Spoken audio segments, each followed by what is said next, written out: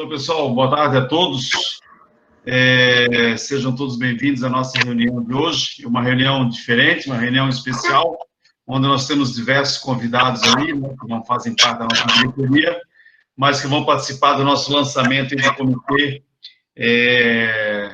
Jovens Sucessores, né? Um trabalho que a gente já vem idealizando aí desde o início dessa diretoria e que a gente está concretizando no dia de hoje o lançamento desse comitê. Então, sejam todos muito bem-vindos. Espero que todos gostem da palestra que teremos a seguir, com o Bruno Ferrari, que vai estar aí, estou vendo ele aqui na tela, né? E não sei se vocês perceberam, mas tem um outro Lúcio Matos aí, que está participando também, né, que é o parceiro do Bruno. Quando nós fizemos uma reunião com ele essa semana, agora eu vou falar para o Lúcio, nosso diretor, né, mas o Lúcio tá aí, rejuvenesceu tanto, né, mas é coincidência de nome só, tá, mas então sejam bem-vindos aí, o Bruno e o Lúcio, e a todos. Poletini, podemos passar já, então, diretamente a apresentação ali do propósito do comitê? Todos estão vendo a apresentação aí, pessoal? Sim, ok. Sim. Então, o comitê vai se chamar Jovens Sucessores, né? Pode passar, Poletini. O que é o comitê, né? É um comitê temático formado por jovens herdeiros, sucessores nas empresas supermercadistas, associados da Associação Catarinense de Supermercados. A gente sabe, hoje não é uma realidade só de Santa Catarina, mas sim do Brasil. A grande maioria, praticamente 100% das empresas de supermercados, ela é eminentemente formada por, né, uma composição familiar. Aqui em Santa Catarina é 100%, praticamente, né? E a gente quer, justamente com esse comitê, estar formando, né, essas novas, os nossos filhos, os nossos herdeiros, né, para que eles assumam no futuro as empresas, né? Esse é o propósito desse comitê. Então, realmente formar esse grupo, né, com uma série de ações. O objetivo, então, é aproximar jovens herdeiros de famílias empresárias do setor supermercadista catarinense, visando o desenvolvimento e competências técnicas, sociais e comportamentais necessárias para uma atuação com protagonismo, liderança e profissionalismo que possa influenciar positivamente na sustentabilidade, no crescimento e na perenidade das empresas familiares. Eu acho que aí, né, está explicando tudo, principalmente nós estamos pensando na perenidade das empresas, né? Empresas, nós precisamos ter aí pessoas competentes tocando as empresas, por isso esse é o grande objetivo desse comitê. Quem pode participar? O perfil dos participantes, né? Ser herdeiro de família empresária do setor supermercadista catarinense, ser associado à CATS, óbvio, né? Ter idade mínima de 18 anos, ter no mínimo ensino médio completo e desejável estar atuando nos negócios da família, mas não necessariamente, porque a gente sabe que com 18 anos está terminando o segundo grau, está ingressando na universidade, nem todos já estão atuando, né? E acho que é importante que, para quem quer atuar, mesmo que não esteja atuando, já participar do comitê para ter esse conhecimento.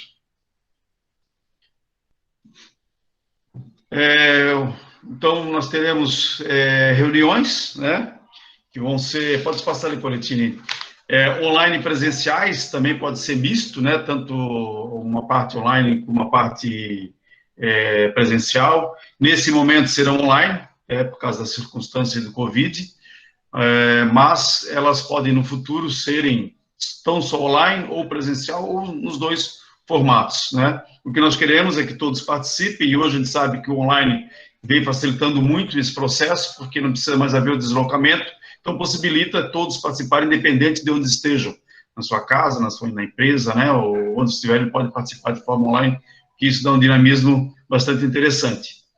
Nós teremos as mentorias, né, empresários do setor que vão poder ajudar, profissionais de outros setores e especialistas da área, né, nessa área que possa aí estar fazendo esse trabalho de mentoria com os participantes. Ações práticas, criação de projetos e organizações de eventos e diagnóstico e avaliação, né? E o grupo, obviamente, que vai, até já vou adiantar aí, para que todos possam anotar na agenda, no dia 2 de setembro nós faremos a primeira reunião, para justamente fazer esse plano de ação do comitê, às 9 horas. Então, óbvio que todos receberão aí do convite, mas quem quiser já agendar para se programar, né? Então, 2 de setembro, a primeira reunião desse comitê, justamente para organizar tudo isso, tá? A integração entre os jovens sucessores, ações de integração entre as famílias, né? E também com outros... com outras famílias de outros estados, inclusive de outras empresas, né? Nós temos aí, Brasil afora, muita gente jovem já atuando nas empresas. Eu acho que esse intercâmbio aí vai ser muito legal para o aprendizado de todos, tá? A formação, então, cursos, tutorias, análise comportamental, enfim, tudo que faz parte da formação vai estar inserido nesse contexto, né? E boas práticas, visitas técnicas, rede de relacionamentos, missão internacional, missão nacional. Acho que tem muita coisa bacana para se fazer em conjunto aí nesse comitê. A gente sabe que o mercado muda muito rápido, principalmente aí com a pandemia, teve uma aceleração muito acentuada, né, principalmente nessa parte toda de online. Então, acho que tem muita coisa bacana aí para o pessoal poder ver o que está acontecendo, não só no Brasil, como no mundo. Então, acho que não vai faltar oportunidade para que isso aconteça, tá? Participar de feiras e congressos também, enfim. Então, acho que era mais ou menos isso, só para entender o dinamismo, né, a dinâmica desse comitê. E, mais uma vez, reforçar, então, aí 2 de setembro, a primeira reunião, para fazer o plano de ação, e às 9 horas, né? Lembrando que isso que a gente colocou aqui não é uma coisa estática, né? Acho que tem um dinamismo todo no comitê, então os próprios participantes vão poder aí buscar outras coisas que não estejam aí nesse contexto que eu apresentei, tá bom? Então, a gente pode já passar diretamente aí para o nosso palestrante, Bruno Ferrari Salmeron, né? Coletivo, tu queres apresentar o currículo dele aí, por favor? Bom dia a todos, boa tarde a todos, né? A gente está, bom dia, desde manhã aqui trabalhando com diversas reuniões e acaba confundindo. Mas eu queria saudar primeiro a presença do Bruno, né? E agradecer já o seu pronto atendimento. O Bruno hoje é diretor da Schultz, lá de Joinville, né? Mas eu gostaria até que ele falasse um pouquinho, eu acho que ele vai falar um pouquinho na palestra dele, sobre a experiência dele, o que aconteceu na vida dele, na vida familiar dele também, da história dele. Então, eu penso que ele seja a pessoa mais indicada aí para falar. Mas, especialmente, também queria saudar todos os jovens que hoje estão aqui conosco. Nós sabemos que esse é um projeto muito importante, tanto para a CATES, como para as empresas de vocês, especialmente também para a vida de vocês, e também para a nossa vida, né, como profissionais. Vamos estar convivendo com outras pessoas e outras perspectivas. Então, a gente quer dar muito boas-vindas a vocês, sejam muito bem-vindos. Então, eu vou passar, então, Bruno, a palavra já para você iniciar a sua fala.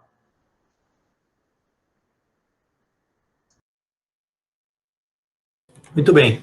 Bom, primeiramente, boa tarde a todos, né? Eu queria primeiro dizer assim que eu não sou um palestrante, sou um apaixonado pelo tema de governança. Queria muito agradecer aí pela oportunidade de compartilhar com todos vocês uma paixão que eu tenho desde o meu nascimento, tá? Eu trato esse tema de uma forma muito simples. Nós já tivemos aí a oportunidade de bater um papo, né? Paulo Polentini, o Lúcio, que está aí presente também, que é parceiro desse tema e um grande estudioso também no assunto de governança. E a minha história é muito simples, né? Eu sou primeira geração no Brasil. Minha família veio da Itália e, como bom italiano, meu avô trouxe minha mãe pequena, meu tio, e meu avô era técnico de manutenção de elevadores, né, na Europa, veio para o Brasil fazer manutenção de elevadores, né, na região de São Paulo. E ali começa toda a nossa história de governança, né? E eu digo o seguinte, né? Primeiro, eu gostaria de parabenizar todos os fundadores de empresa, tá? Independentemente de idade, eu sempre digo, né, para essa galera mais jovem, eu acabei tendo a oportunidade de escrever um livro, foi lançado recentemente, vocês viram a capa aí na postagem, mas o tema do livro é simples, né? Chama-se Governança em Família, da Fundação à Sucessão, né? Então, eu até brinco que esse livro não é meu, isso é um apanhado de várias histórias de empresas familiares que eu tive a oportunidade de compartilhar, né? Meu avô é uma pessoa extraordinária, um fundador de não só uma empresa, mas várias empresas no Brasil, das quais nós ainda somos sócios, né? Eu sou terceira geração, somos sócios de uma fábrica de elevadores que, por sinal, atua muito no mercado dos senhores, né? Então, na região de São Paulo, praticamente Macro, Carrefour, Pão de Açúcar, grande parte dos grandes supermercados, como a especialidade do meu avô sempre foi carga e não passageiros, né? Então, nós temos até hoje a empresa Zenith, está com 60 anos, terceira geração, e já estamos trabalhando o conceito de entrada da quarta geração. E aí foi bacana, porque de uma família humilde, acabei tendo a satisfação de aprender muita coisa com o meu avô. Então, a primeira mensagem que eu deixo para a galera jovem, né, que tem aquela dinamismo, aquela ideia de inovação, de querer ter aquela potência, né, tem sempre potência com muita velocidade, mas é importante manter controle, tá certo? Potência sem controle é acidente na certa, tá certo? Então, sempre respeite muito e ouça muito, muito mesmo, a opinião dos fundadores, tá? E, senhores fundadores, independentemente de geração, sempre escutem e respeitem muito as diferentes gerações. Eu tenho um capítulo no livro que fala sobre a diferença entre as gerações. Hoje nós temos no mercado de trabalho alguns baby boomers, né, que são mais da década de 60 e 50.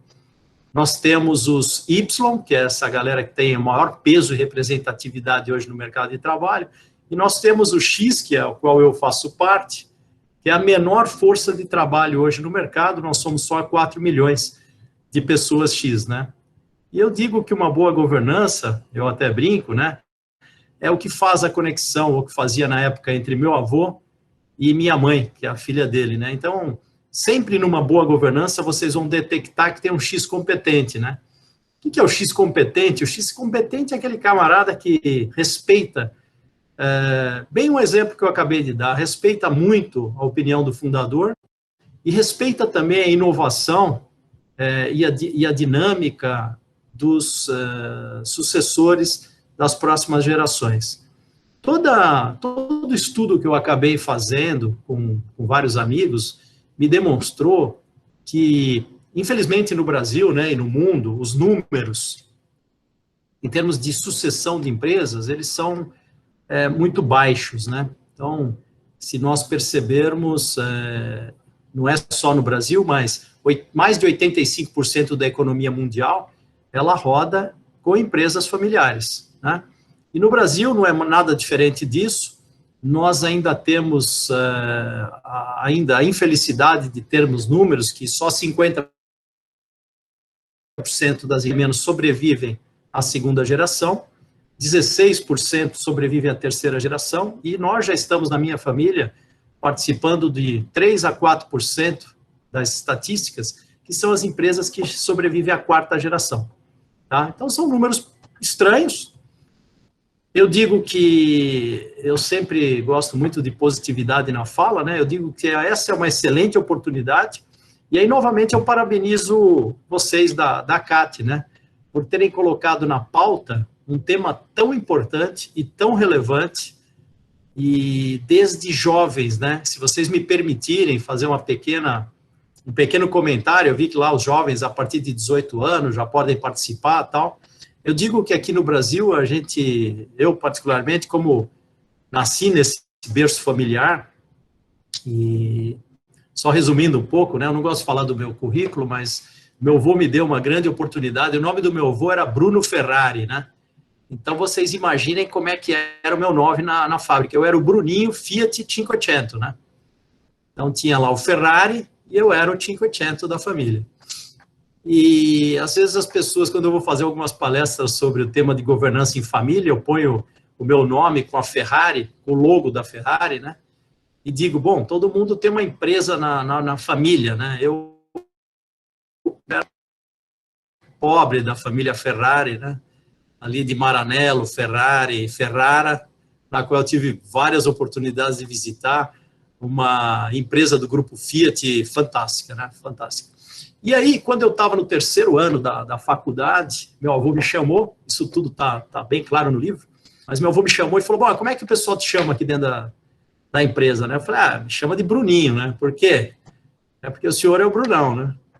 Então, nós vamos ter que fazer alguma coisa aqui diferente, né? E ele me deu a oportunidade de estudar fora do Brasil. Eu me desconectei um pouquinho da empresa da família, com muita dor, porque eu, sinceramente, sempre tive uma paixão pelo meu avô e pela fábrica, né? Nós estamos em Santa Catarina, só como uma curiosidade, né? Meu avô, como bom italiano, ele dava muita moral para os italianos, né? E o maior fabricante de motores elétricos do Brasil era Arno, de um italiano. E por acaso também veio na mesma época com ele. Meu avô veio com Lorenzetti, com Arno, com várias empresas familiares e vários empreendedores, né? São empreendedores de família e famílias empreendedoras. E eu tive como moleque assim, a oportunidade de conviver com eles. Sabe fazendo o quê? Trabalhando com ele. Então, não era muito difícil, meu avô, por exemplo, emprestar máquina para o seu Aldo Lorenzetti fabricar peças no final de semana. E aí a gente foi convivendo com essa turma aí de empreendedores, de batalhadores, como os senhores sabem, todos os senhores aí na tela sabem a dificuldade que é.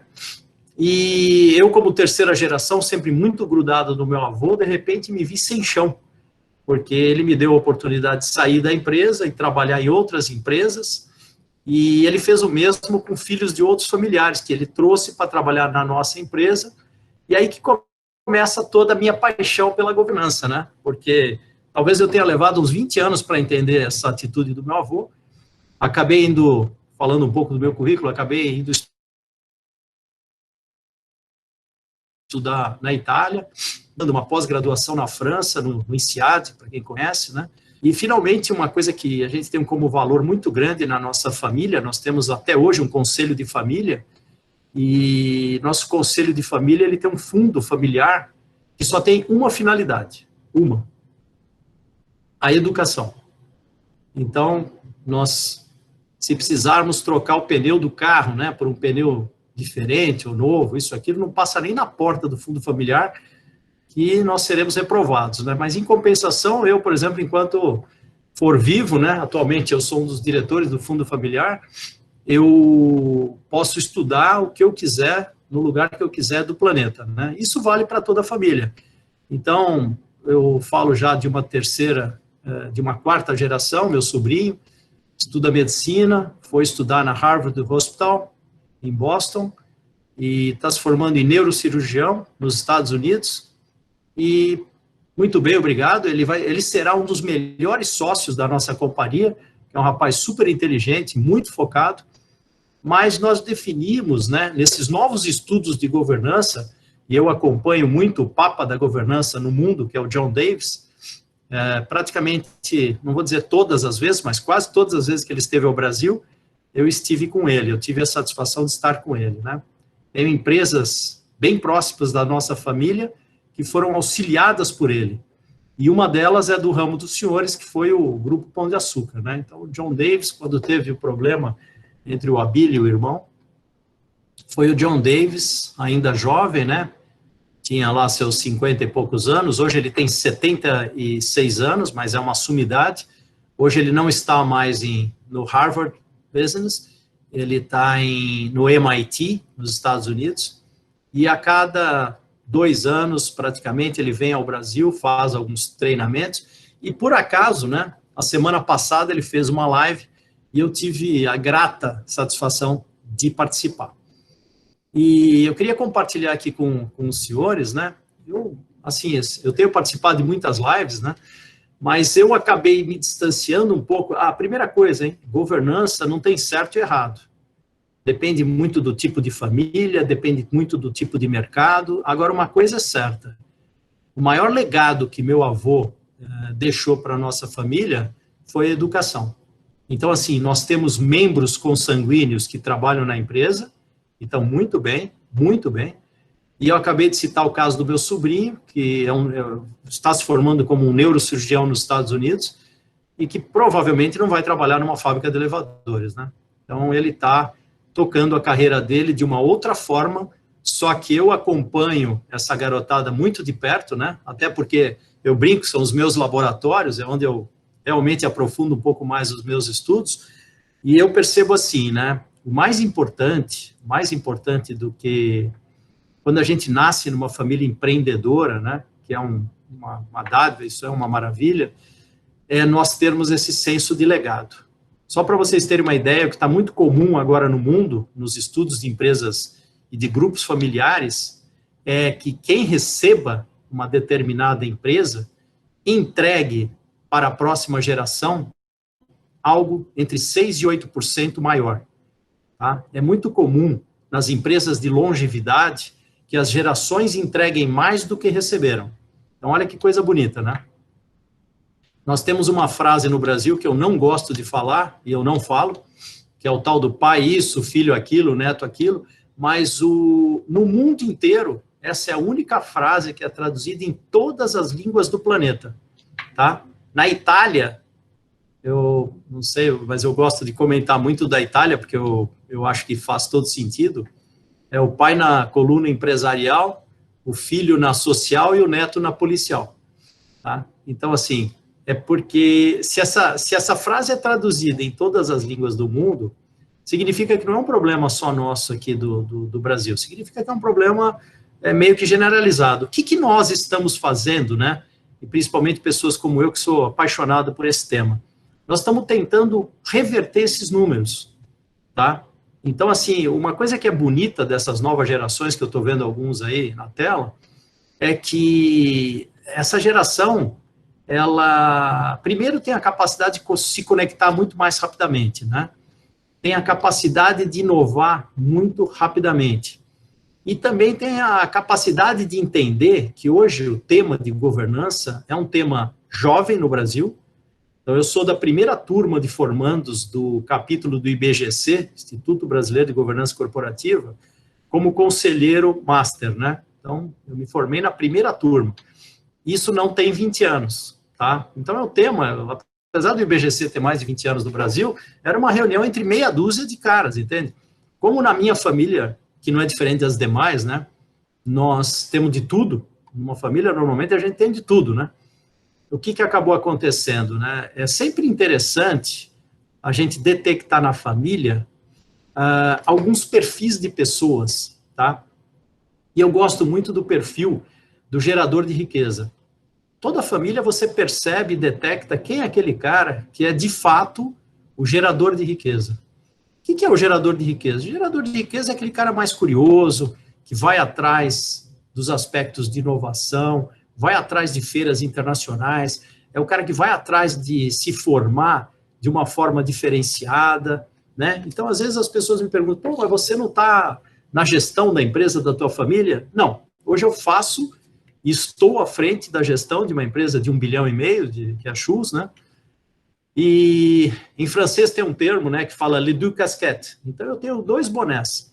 O meu boné, onde eu estou sócio da empresa da minha família, eu nasci nessa empresa familiar, e estou gestor de uma empresa familiar, que para mim, eu estou à frente da gestão há 15 anos, como CEO. Então, o que eu acredito muito, né? E no livro eu tentei mostrar, eu tenho um comportamento meu, como sócio do negócio da minha família, nós temos lá um CEO. Eu cobro dele eficiência, produtividade, participação de feiras internacionais, eu cobro dele continuadamente treinamento da nossa equipe, eu sou bem rígido na gestão. E, ao mesmo tempo, ele me fala, pô, Bruno, você é um parceiro meu aqui da gestão, porque você tem as mesmas dores que eu, estando no papel de CEO de uma empresa familiar. Então, eu estou há 20 anos como C-level de empresas familiares, que não são consanguíneas, que não são da minha família, mas eu confesso que esta troca é muito importante. Então, eu queria pegar um pouquinho da fala do Paulo, quando ele diz que nós teremos alguns comitês, né, para que a gente possa compartilhar. A geração do meu avô era um cara diferente, mas a geração dele não era muito, se nós olharmos aí, vários fundadores, não éramos muito de compartilhar, né? A gente tinha até uma máxima de dizer assim, pô, eu não vou compartilhar, eu não vou entregar meu segredo, meu ouro aqui para o meu concorrente e tudo mais e tal. Eu, atualmente, eu admiro muito essa participação associativista, né? Eu estou na vice-presidência do Sindipeças, que é o Sindicato dos Fabricantes de Autopeças do Brasil. Estou eu, está o Daniel Randon, está o Luzi, que é o presidente da MWM, o Botelho, que é o presidente da Bosch, e está o Dan Yoshp, que é o presidente da Yoshp Maxion. O que a gente tem feito, né? Mais ou menos todo mundo aí da faixa de cinquentão, que nem eu, da minha geração, o que a gente tem feito de diferente? Eu tenho percebido o seguinte, a gente tem compartilhado muita experiência. Sempre com muita ética, né? Porque nas nossas reuniões, por exemplo, a gente sempre tem um advogado de compliance na reunião, para que não haja nenhum tipo de comentário em relação a preço, margem, de cliente e tudo mais. Mas a semana retrasada, eu tive a grata satisfação de ser convidado para bater um papo, que nem eu estou batendo com os senhores aí, senhores e senhoras, né, sobre o tema de governança nas PMEs. O que são as PMEs? São as pequenas e microempresas do Brasil, que estão ligadas ao segmento da mobilidade. E a mobilidade vai desde motocicleta até os tratores pesados, né, passando por caminhão, carro e tudo mais. São 650 associados, né, no Sindipeças, e nós, junto com a Anfávia, trabalhamos o conceito de mobilidade no Brasil. E uma coisa que eu sempre digo, que é o seguinte, uma empresa grande, ela não consegue entregar os seus produtos se ela não suportar na cadeia as PMEs. E nós vimos passando aqui pelo Brasil, por várias e várias crises, que os senhores conhecem melhor do que eu, nada semelhante a essa pandemia, só que tem uma coisa, durante a pandemia, o John Davis me contou para um público que é bem ligado a ele, que aumentaram as procuras para FBN, não sei se vocês conhecem o FBN, que é o Family Business Network, em 30% durante o período de pandemia. Ou seja, as famílias empreendedoras do mundo perceberam a importância de se conectar ao tema, tá?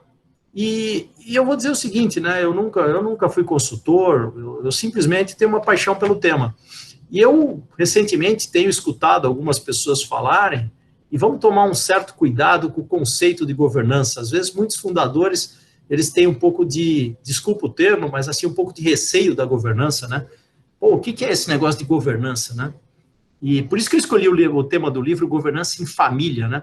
Porque eu acredito muito que a verdadeira governança, ela não começa nas companhias, ela começa em casa, tá? Com uma boa educação, uma boa formação. Mas, voltando ao tema, existem, como virou um tema meio que da moda, tem muitas frentes, tem muita gente que acabou, por exemplo, trabalhando em RHs de multinacionais, saiu do trabalho com seus cabelos brancos já, né? E falou, bom, como é um tema da moda, eu vou entrar para fazer consultoria em empresa familiar. Então, a primeira orientação e dica que eu deixo aqui é a seguinte, né? Tome muito cuidado com os especialistas no tema, né? Tem muita gente se dizendo especialista, e outro dia eu ouvi uma pessoa dizendo o seguinte, né? Abre aspas. A governança é tirar as pessoas da família e botar pessoas de fora, tal. Isso, fecha aspas. Isso é a maior bobagem que eu já pude escutar na minha carreira, não é nada disso.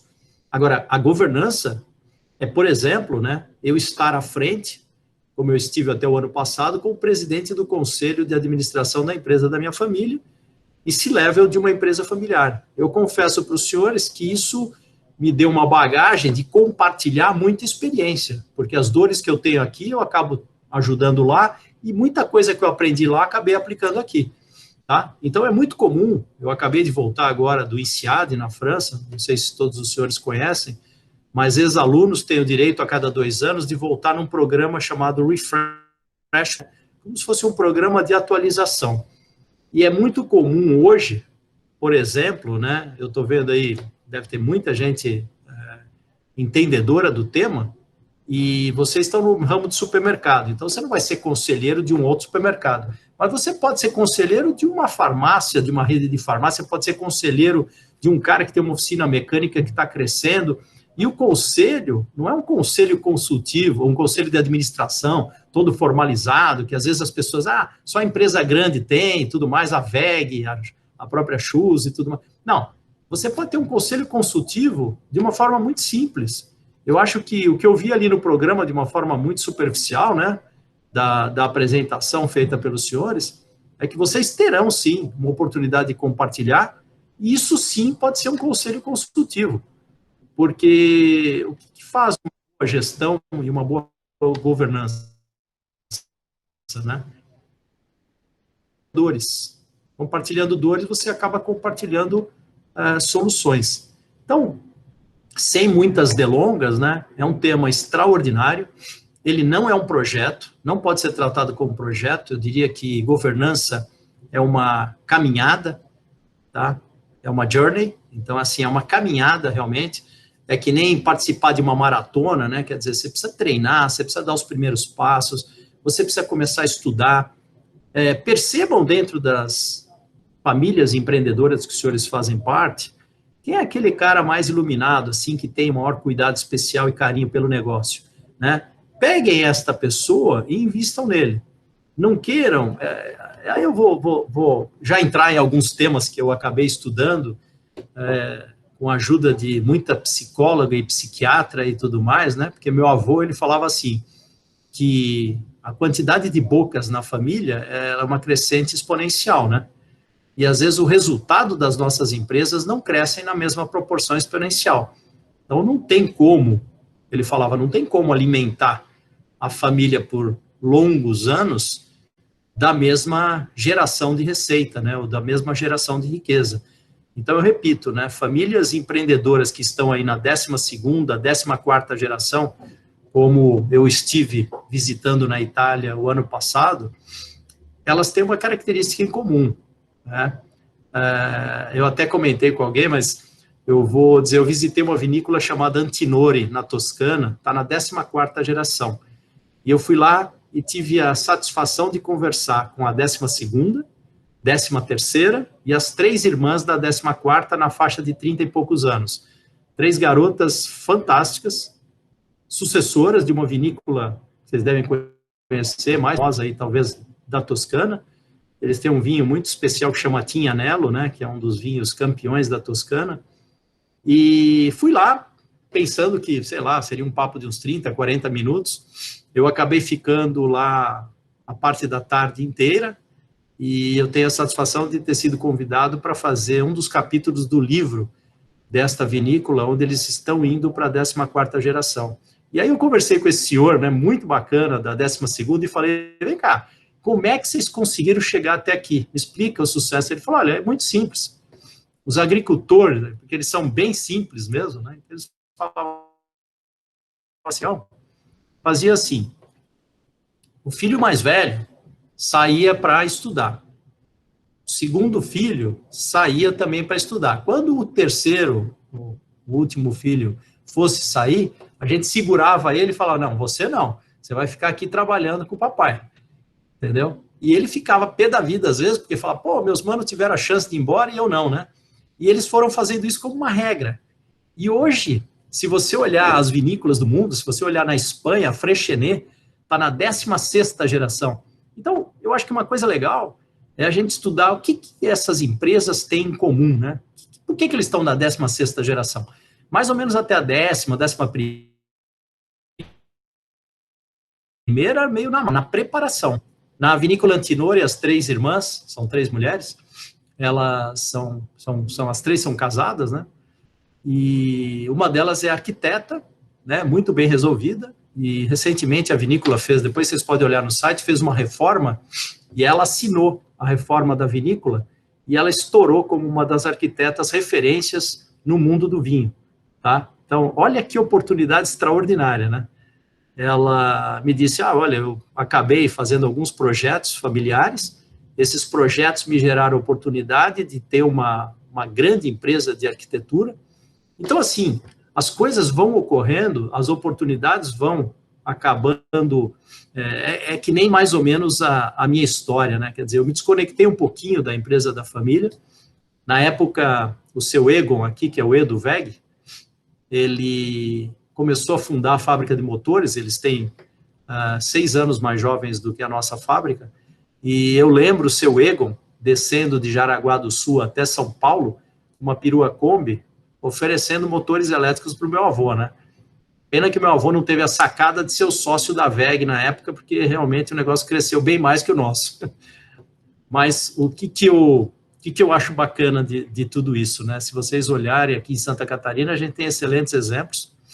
Isso aqui, esse é um estado abençoado, porque é interessante, né? O seu Egon foi meu conselheiro particular durante 5 anos. Infelizmente, ele já faleceu. Mas ele era uma pessoa muito humilde, muito simples, não sei quem dos senhores aí teve que conhecê-lo, e ele, como meu conselheiro, vou dizer, foi uma pessoa que soube compartilhar muito comigo, né? Me ajudou muito quando eu vim com 35 anos de idade, C-Level, da primeira companhia automotiva aqui em Santa Catarina, né?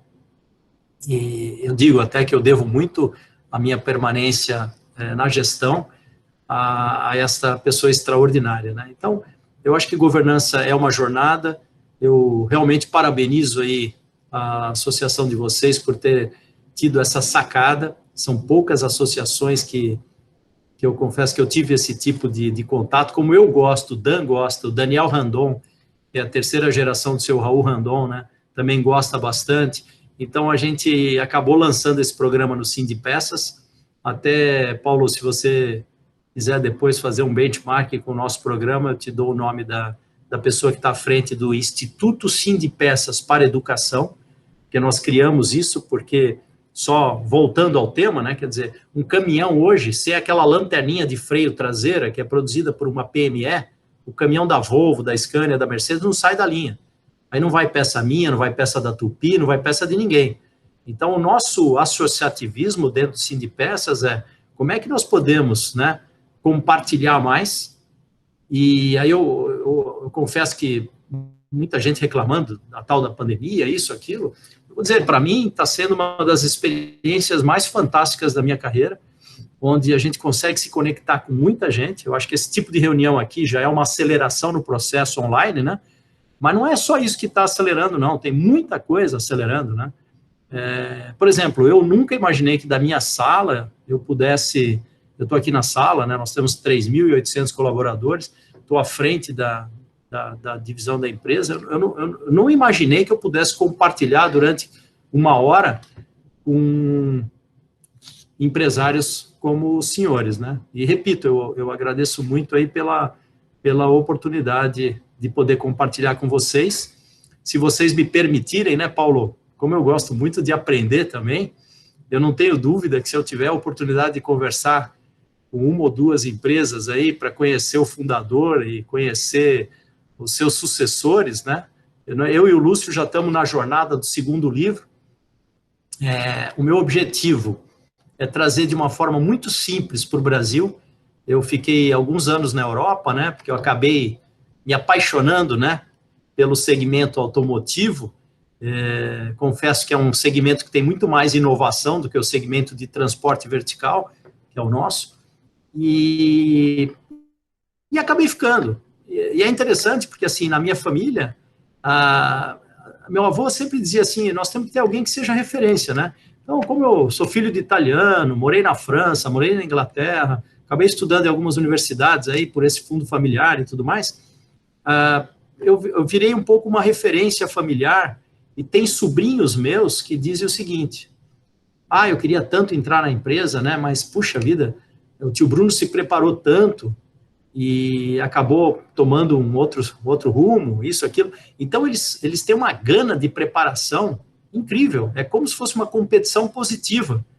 Eu vejo algumas famílias, às vezes, se destruindo por causa de um carro, né? A minha avó, e aí eu queria compartilhar um negócio com vocês, meu avô trocou de fábrica, nós fomos para uma fábrica nova, né?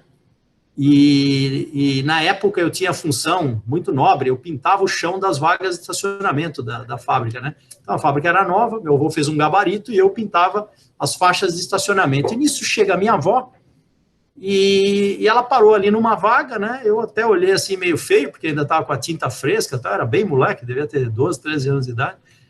E ela falou: essa aqui vai ser a minha vaga.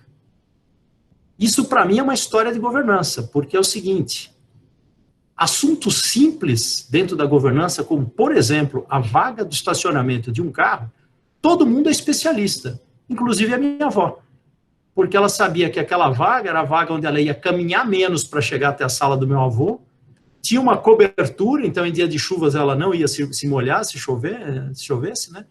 Então, assim, às vezes a gente fala: esse negócio de vaga de estacionamento, que bobagem, eu estou cheio de problema aqui. Às vezes, o problema da vaga do estacionamento, eu estou colocando isso como um exemplo, seja um tema para se colocar numa pauta do Conselho de Família.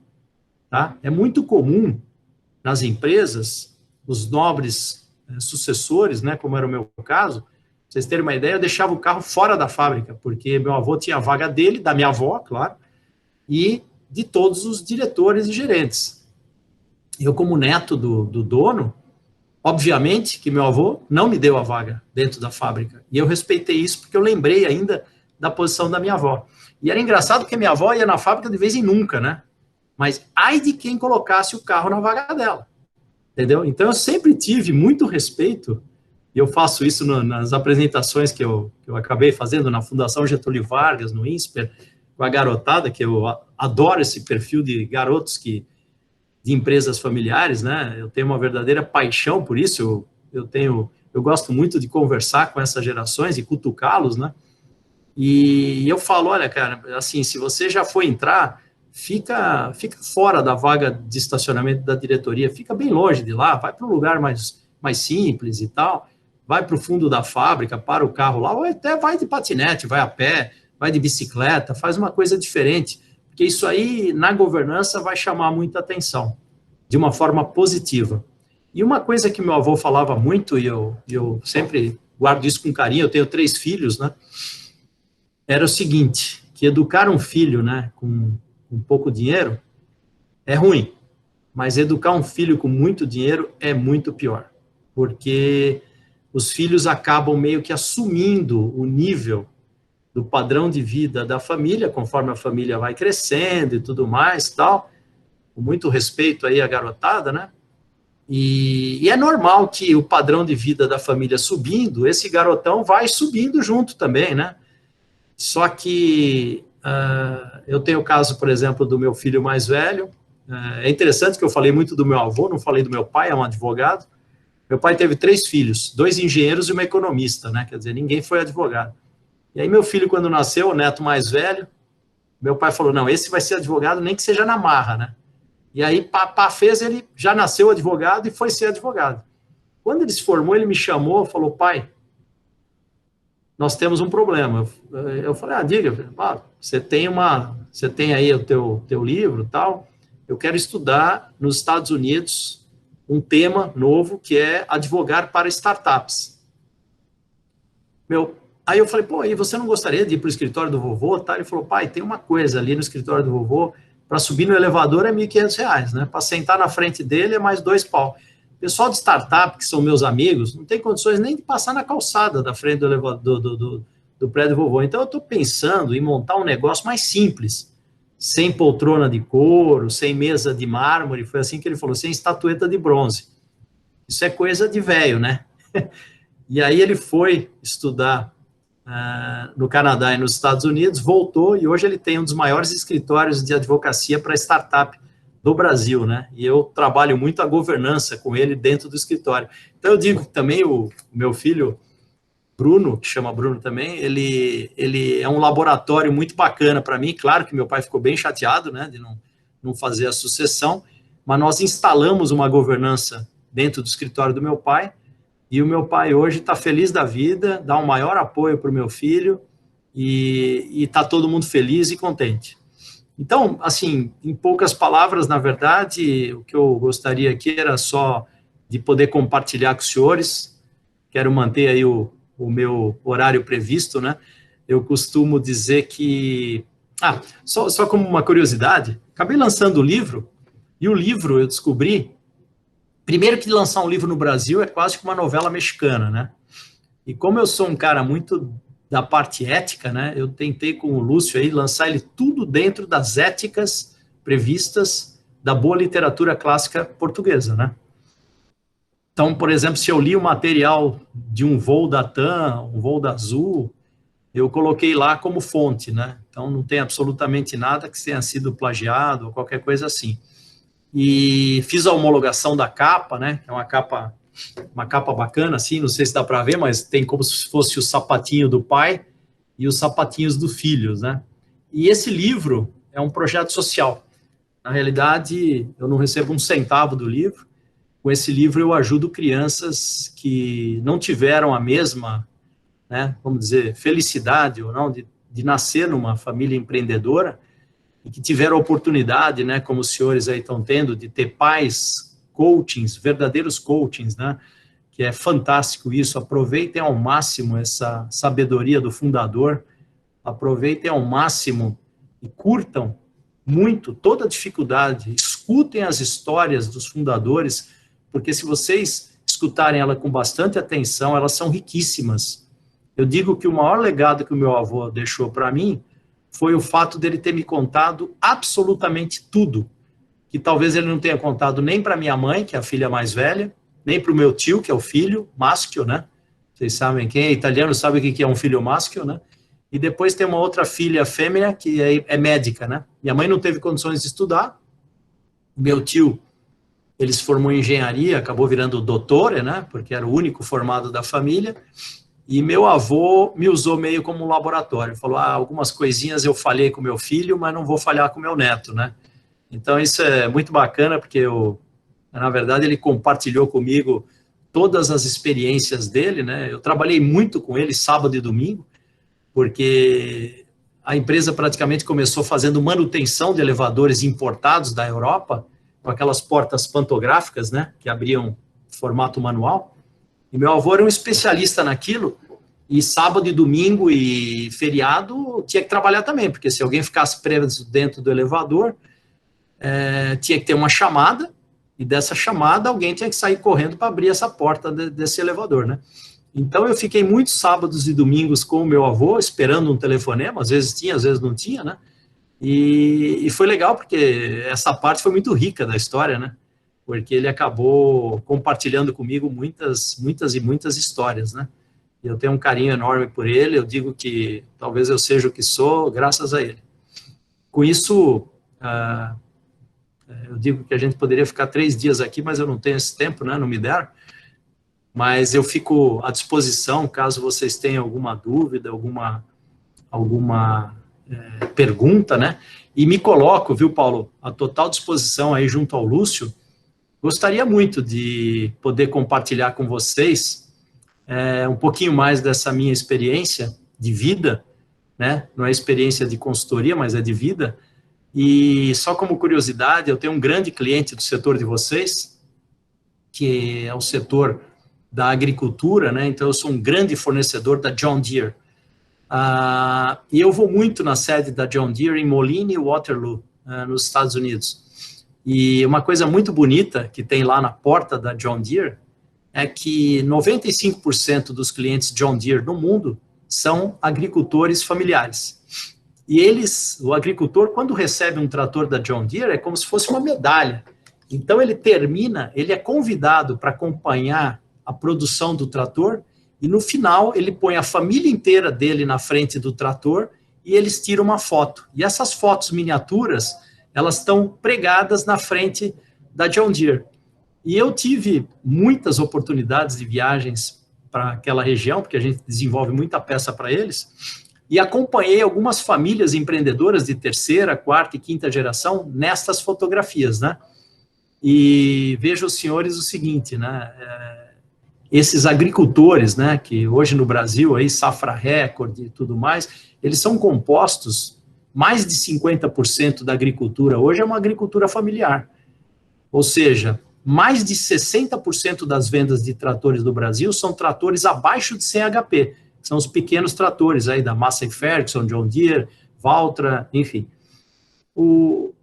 Então, o que acaba acontecendo? Esses núcleos de agricultores familiares, eles estão se unindo para trabalhar melhor a sucessão no campo, né?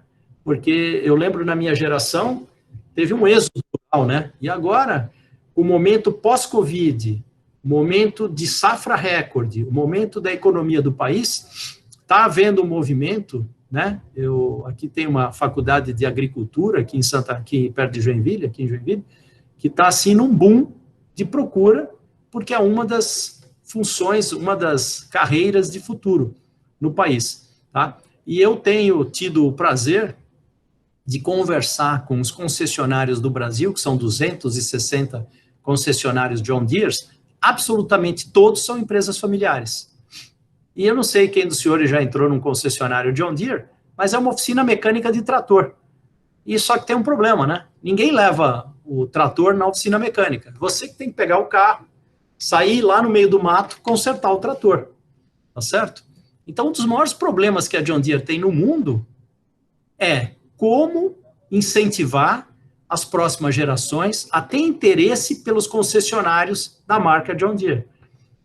Então, assim, estão sendo feitos estudos, eu estou participando desses estudos, de como conectar as novas gerações para que eles tenham a sustentabilidade e a continuidade dos negócios familiares dentro dos concessionários John Deere, tá? Com isso, é só uma curiosidade, são pitadas aí, eu me coloco à disposição, viu, Paulo?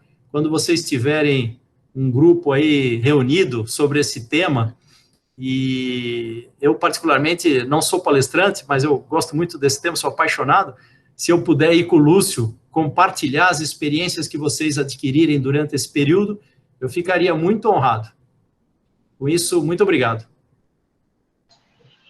Legal, obrigado, Bruno. É bacana na verdade, é uma palestra, um bate-papo. A gente já teve aí um spoiler na semana passada, foi muito legal. E eu queria, nós não teríamos tempo para pergunta, mas talvez as pessoas possam fazer por e-mail para a gente, depois nós mandamos para ti. Mas eu queria fazer uma pergunta. Citasse algo bastante interessante que me chamou a atenção, foi esse case aí da vinícola italiana, né? Está na 14ª geração, e que a metodologia do sucesso foi obrigar um filho a ficar trabalhando não ir estudar. Hoje, a gente sabe perfeitamente que isso não é mais possível, né? O que você daria de conselho? Nós temos aqui diversos proprietários, né, que já estão os filhos trabalhando, outros, né, talvez vão entrar, outros não estão. Qual o conselho que você daria hoje para um empresário, né, para que ele incentive o filho a ficar na sucessão? Olha, excelente pergunta, Paulo. Nós temos feito estudos, antigamente era quase que proibida a garotada vir para dentro das empresas, tal. Eu digo que a boa governança que meu avô fez foi quando ele me mandou pintar o chão da fábrica, depois eu fui marceneiro, depois eu fui eletricista, depois eu fui montador mecânico, fui da manutenção, fui da instalação, eu fiz um tour lá dentro da empresa, até ele olhar e falar, eu acho que esse cara tem habilidade para isso. Então, o que é muito comum hoje nas empresas e nas famílias empreendedoras é não esperar o cara ter 18 anos, até eu tinha comentado dos 18 anos, não sei se eu terminei a frase, mas é muito comum, e eu acabei sendo convidado por um grupo familiar muito forte do Rio Grande do Sul, eles fazem eventos da família, tá? Então, eles pegam toda a família, botam lá no hotel, 100 e tantas pessoas, tal. Tem famílias de empresas maiores, tem famílias menores, tem a empresa familiar mais antiga do Brasil, não sei se vocês sabem, mas é a Lupo, né? As meias Lupo, hoje tem mais de 150 membros da família, então, assim, apenas acho que 3 estão na gestão e 2 no conselho, então, assim, não tem vaga para 150 pessoas, e tem muita gente habilitada lá. Mas a primeira coisa que eu gosto de falar é assim, tente o quanto antes mostrar o que é o seu negócio, né? E o que essas famílias empreendedoras, na realidade, fazem, que é a moda agora, e o John Davis tem feito isso. A partir dos 13 anos de idade, que é o famoso teenager, essa geração já começa a vir para essas reuniões, e nessas reuniões são apresentados as dores, as dificuldades. Porque, assim, na minha geração era muito comum um coleguinha estudar lá em casa e falar, que casa grande, pô, você é rico, né? a gente não sabia nem dizer se era ou não era. O que é ser rico, né? Ah, não, mas teu avô tem empresa, pá, não sei o que, pá, e daí que tem empresa, né? Quer dizer, então, o que acontece hoje é que a garotada é tão bem resolvida que a partir dos 13, 14 e de um grupo, de uma geração aí que, por exemplo, você tem 4, 5 sucessores, olha, os senhores que são empresários, né, e são visionários, vocês percebem rapidamente quem tem habilidade e quem não tem, tá? Eu concordo contigo, Paulo, que o próprio senhor que me deu esse depoimento da vinícola, ele falou, até 10 gerações atrás, a gente era submisso. A gente ficava aqui, abaixava a cabeça, às vezes ficava triste, às vezes ficava feliz e tocava o trabalho. A obediência do pai é o máximo. Agora, eu tenho um filho de 20 anos de idade, que é o meu segundo. Tenta fazer isso com um cara desse. Ele foi estudar publicidade e propaganda na ESPM, Escola Superior de Propaganda e Marketing, né? Eu, outro dia, levei ele para fazer lá um estágio, ele também tá... Eu falei, pai, pelo amor de Deus, pode ser até que eu não saiba o que eu vou fazer, agora o que eu não vou fazer é trabalhar nessa fábrica de elevadores, tenho certeza que não. Esse eu já desconectei, entendeu? Então, ele tem que ser... Uma coisa que é bacana, né? Você começa a perceber isso, porque, assim, em algumas famílias, desculpa a sinceridade, mas em algumas famílias você tem pessoas que jogam, inclusive, contra o patrimônio, né? Então, a coisa mais importante da governança é, desde sempre, descobrir quem são esses caras que jogam contra e tentar fazer, com alguns trabalhos que existem hoje, que, no mínimo, eles sejam apoiadores. Então, assim, na minha família, nós temos 100% da família apoiadora. Então, assim, são apoiadores. Depois tem os sustentadores e temos os geradores de riqueza. Então, por exemplo, eu tenho um sobrinho estudando agora engenharia na Itália. Esse rapaz, ele realmente tem habilidade e competência para sucessão e ele vai ser um dos geradores de riqueza dos nossos negócios. Pode ser que dentro ou pode ser que fora. Então, assim, Paulo, eu estou sendo muito sincero, não tem certo e errado em governança. Porque assim também, viu, tem pais fundadores e tem pais fundadores. Eu conheço pais fundadores que, traz os filhos, e é muito difícil um pai, eu sei, eu falo pelos meus filhos, né? É muito difícil o pai educar diretamente dentro do negócio o filho. Então, uma coisa que está acontecendo hoje, eu acabei usando para os meus filhos, os meus 2, que estão na faixa de 20 e poucos anos aí, eles têm um trabalho de coaching. Eu tenho uma coaching que de vez em quando pega eles e dá uma acertada em algumas coisas, porque os caras de vez em quando dão umas viajadas, entendeu? E se eu for fazer esse papel como pai, talvez o meu sucesso seja mínimo, entendeu? Então, assim, eu curto muito... Ah, e outra coisa, todos vocês, sem exceção, são excelentes conselheiros consultivos de empresas, porque nós temos uma coisa no sangue, que é o empreendedorismo familiar, tá certo? Vocês aí foram fundadores, outros são sucessores. Então, assim, todos nós temos habilidade para poder compartilhar experiências com outras empresas. Então, esse compartilhar, que é o que vocês estão fazendo aí nesses treinamentos, vocês vão ver o crescimento e o amadurecimento das próximas gerações. Porque o irmão que está dentro da companhia, e era muito comum a gente chegar em casa, né? Eu lembro meu avô era um cara que ele podia ter o problema que fosse, ele não chegava em casa chutando cachorro. O meu tio, ele chegava em casa chutando a porta. O filho dele falou, meu Deus do céu, se meu pai chega em casa assim, eu não quero nem chegar perto dessa fábrica. Então, assim, depende muito do comportamento da família que você está fazendo parte, né? Uma família empreendedora, porque, assim, meu avô era um cara muito humilde, ele andava na fábrica e tal, não sei o quê. Só entre nós aqui, né? Meu tio não tinha toda essa humildade, né? Ele era o primeiro doutor da família. Imagina, ninguém se formou, só o cara. Ele era o top, né? Então, ele dava uma porrada na mesa, nós perdemos um monte de funcionário. Então, assim, nós também tivemos as nossas dores dentro da governança. E foi nesse momento, olha que interessante, né? Quando o meu avô percebeu que ele tinha, vamos dizer, falhado um pouco na educação do filho, ele falou, Bruno, eu prefiro que você não fique muito perto dele, porque eu sei que vai acabar dando... Então, ele teve essa visão de colocar o meu tio à frente dos negócios e me afastar um pouquinho dos negócios, tá certo? Para que eu pudesse ser treinado e, quem sabe, um dia voltar de uma outra forma. Há uns anos atrás, nós tivemos lá uma vaga para a direção da empresa. A minha família veio conversar comigo para que eu pudesse ser um candidato, né? E eu, sinceramente, eu acabei recusando, porque a empresa hoje não cresceu na proporção que cresceu a empresa que eu faço a gestão, e eu prefiro hoje, sinceramente, contribuir como um bom conselheiro e um bom acionista, do que estar dentro da gestão e talvez estar descontente. Então, assim, o quanto antes vocês conseguirem plugar as novas gerações, com 13, 14 anos de idade, explicar para eles as dores, contar as histórias de como é que essa empresa foi fundada, e aí eu acho interessante, porque o Lúcio, ele acabou de escrever o livro da WEG chamado Estruturando para Crescer, e ele ficou durante 3 meses dentro do Museu Histórico da WEG, lendo absolutamente tudo.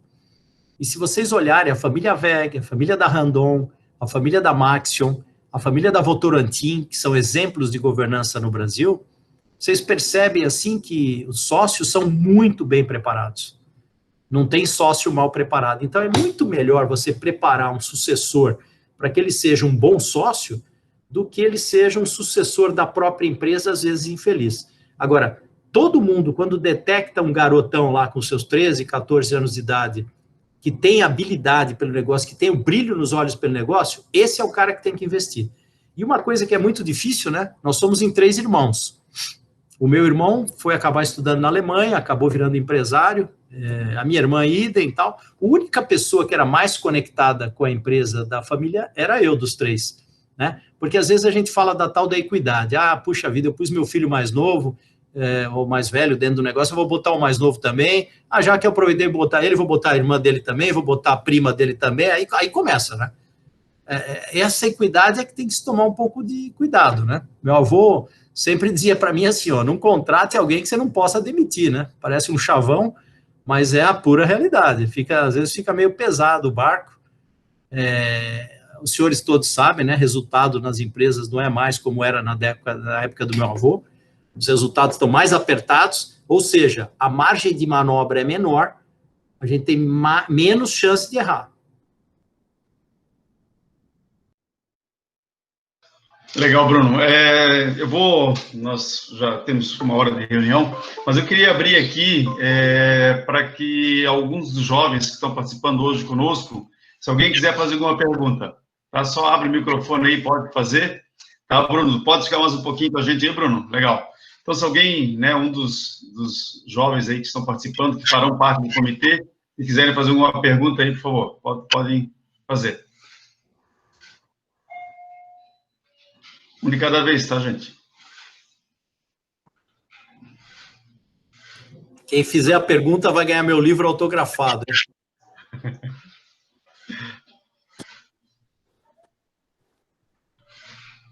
Bom, acho que ninguém, né?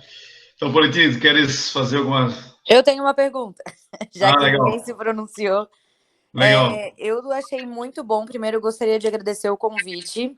Eu falo do Forte Supermercados aqui do norte da ilha de Florianópolis. Legal.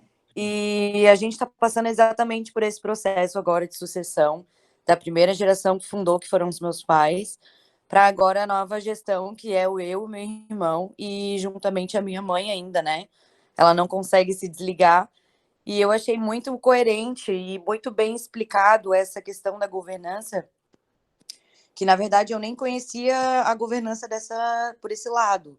Eu via mais exatamente como tu colocou, uma terceirização, abria para inspetores, eu esqueci agora a palavra, né? Não é conselheiros, para pessoas que fiscalizam a empresa de fora. Uhum. Então, eu achei muito interessante conhecer esse lado da governança e, com certeza, eu vou buscar conhecer mais para a gente poder fazer um procedimento de sucessão que dê certo, né? Que seja bom para todo mundo, que não gere frustrações. Então, primeiro, Bruno, eu gostaria de agradecer. E, assim, eu estou passando para a primeira sucessão. Tem alguma coisa, assim, que tu acha que talvez poderia me ajudar, me dar uma luz por onde que eu posso ir, por onde é que eu começo, se eu tenho que contratar uma empresa para fazer esse processo? É Gabriela, né? Isso. Gabriela, puxa, fico muito feliz, muito obrigado pela tua pergunta. Lúcio, para manter minha palavra, não esquece de pegar o nome da Gabriela e vamos mandar um livro autografado por mim para ela. Gabriela, eu vou te dizer, Esse processo de sucessão é maravilhoso, é uma jornada. Tenha muito carinho e respeito pela sua mãe que está ali dentro do negócio. Não adianta dizer, esses caras não largam o osso e não sei o quê. Não larga mesmo. Fundador não é de largar o osso, porque assim, fundador é um guerreiro, é uma pessoa de garra. O nome já diz, é o fundador da empresa, né? Então ele tem... Batalhou muito para construir, né? Exatamente, ele tem 100% do meu respeito. Agora, uma coisa que eu acho bacana é que existem novas metodologias, né? E eu vou... Depois você manda o e-mail para o Lúcio, né? O Paulo pode mandar para mim. Eu vou te conectar num grupo chamado Roda de Conversa. Tá? Se você Muito interessante. Claro. Meu Deus, eu vou adorar. Tô até nervosa aqui. Então, você já está convidada pela coragem de ter feito uma pergunta brilhante. Esse grupo Roda de Conversa é um grupo de sucessores de empresas familiares do Brasil inteiro. Eu estou coordenando Roda de Conversa no sul do Brasil. Eu já tive Tigre, Docol, tive Schultz, tive VEG. Nós estamos com várias empresas. Então, o que é o grupo de Roda de Conversa? Eu pego várias Gabrielas, né, de empresas que já estejam um pouquinho mais para frente na governança, e elas vão contar para a gente e para vocês, né, porque é um grupo fechado, as suas dores. Como é que eles passaram por esse processo? Quais foram as experiências que eles tiveram nesse processo? Está sendo um negócio fantástico, organizado pela Cambridge, que é do John Davis, né? E a partir dali, você vai sentir as suas necessidades. Eu não sou ninguém para dizer para você, faça isso, faça aquilo, tal. Na realidade, as empresas, cada uma tem a sua governança, tá certo? É muito comum eu chegar numa empresa de um fundador e falar assim, você tem balance scorecard, tem planejamento estratégico? O cara fala, tenho, é que nem meu avô, tá aqui, ó, na minha cabeça. Você tem plano de sucessão? Tenho, tá aqui na minha cabeça. Meu avô era assim. Isso. Agora, isso é normal, tá? Eu vou falar do meu avô, mas vale para todas as empresas. Agora, é muito comum a gente ter metodologias, tá certo? Então, eu estudei numa universidade que trouxe metodologias para esse negócio que estava na cabeça só do meu avô, né? E é mais ou menos o que eu implanto aqui na nossa companhia. Nós temos duas divisões na Schultz, né? Uma é varejo, compressores, até o Forte é nosso cliente. Nós vendemos alguns equipamentos de compressores de ar e tudo mais no varejo, e eu dirijo a parte automotiva, que é um B2B, né?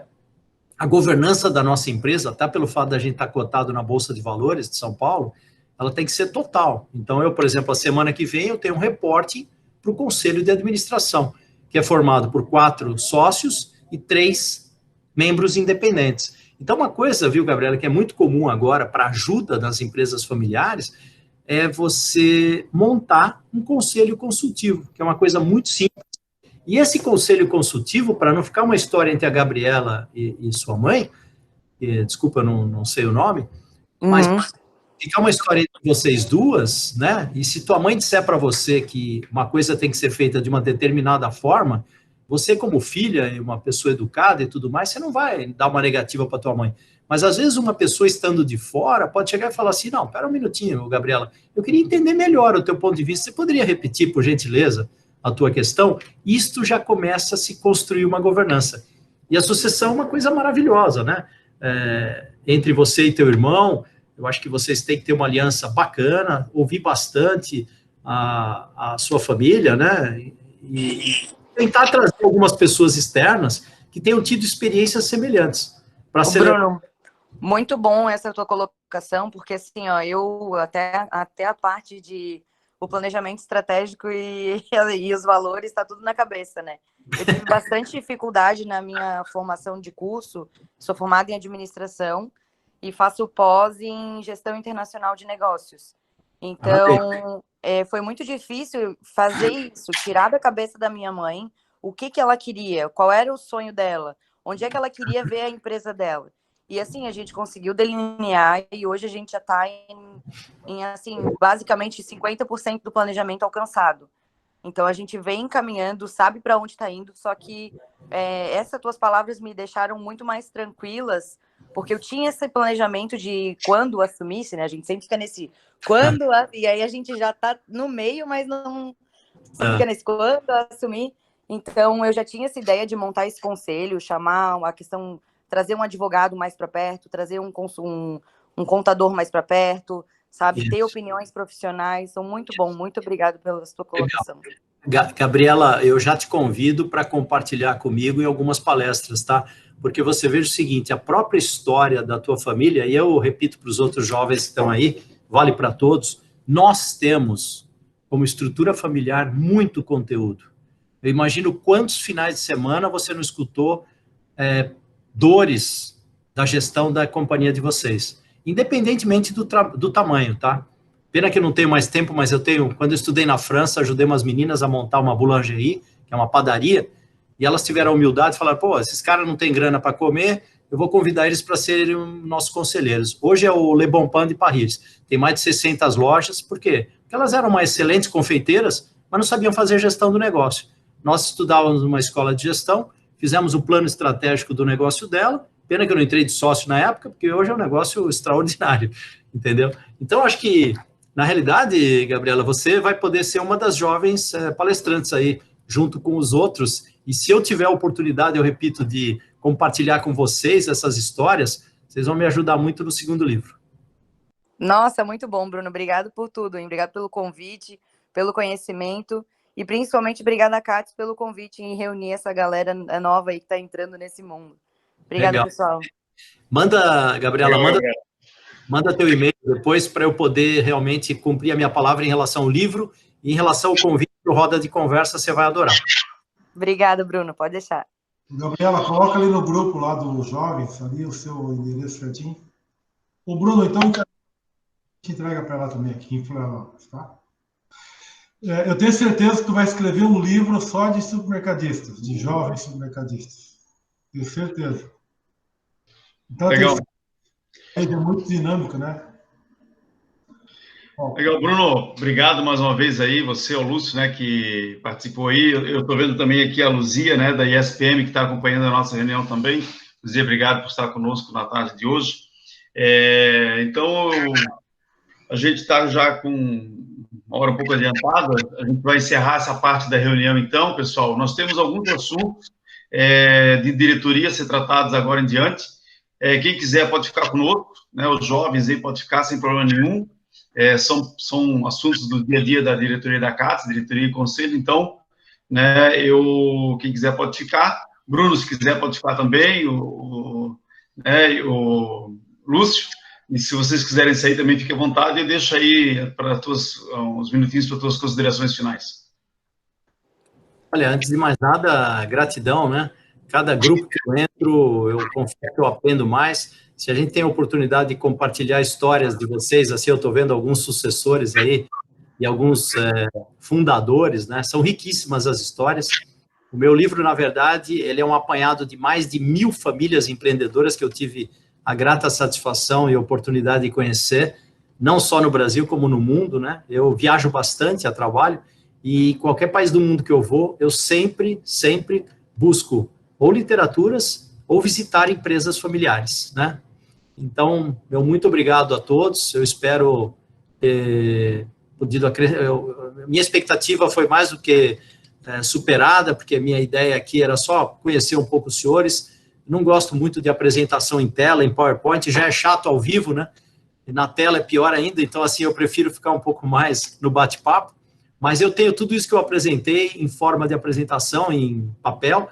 Eu posso, numa dos eventos de vocês, eu me comprometo, o Lúcio me ajuda na agenda, eu gostaria muito de poder dar um abraço e tomar um vinho aí com vocês num momento mais especial. Eu vou pedir licenças, eu vou sair da reunião, e gratidão e muito obrigado aí pela segunda geração ter compartilhado aí comigo, né, principalmente a Gabriela aí que compartilhou as dores, e é uma jornada maravilhosa, pessoal, olha, acreditem, viu, utilizem dessa oportunidade espetacular de termos nascido em famílias empreendedoras, tá, porque são os maiores geradores de empregos do mundo, são as famílias empreendedoras, então a gente deve valorizá-las muito. Muito obrigado e parabéns aí todos pelo evento. Obrigado, Bruno, mais uma vez. Com certeza aí haverá outras oportunidades, né? E tomaremos um vinho, sim, com certeza, tá bom? Forte abraço aí, obrigado.